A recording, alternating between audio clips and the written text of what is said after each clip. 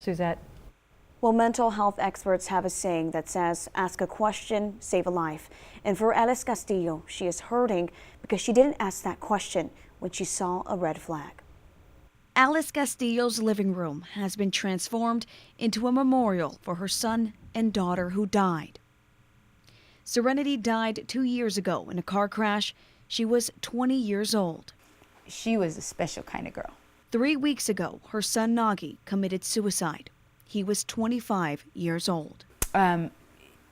His last 2 months, he was amazing. He was everything we had prayed and hoped he would get on that track. But Nagi's road was not easy.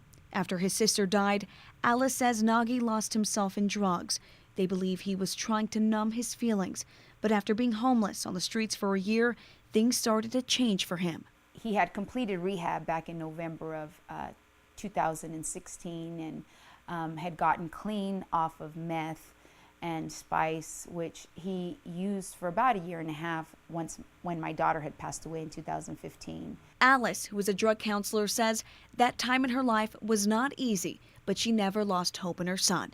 He was sober for about 10 months, but he still struggled with anxiety and depression. And I just need to find myself. I feel like I lost myself. I'm not confident anymore. I don't feel strong anymore, A journal entry written by Nagi 3 days before he died gives insight on how he was feeling. I would love to have a conversation with someone, but I'm so caught up in my mind, I would probably just ruin the conversation. So much of the wrong things have been on my mind, things that I wouldn't wish upon no man. I've forgotten who I was. I think that is the reason why I'm alone in this terrible mind of mine.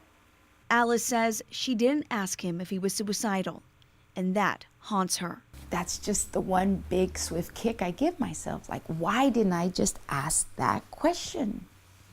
Why didn't I ask him that question? I don't know. I don't have an answer. I didn't see anything different. You know what I'm saying? He was eating, he was making his coffee, but that just tells me how hard he was fighting to maintain his regular routine.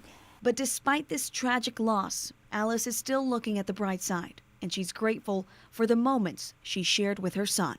In Bakersfield, Suzette Reynoso, Eyewitness.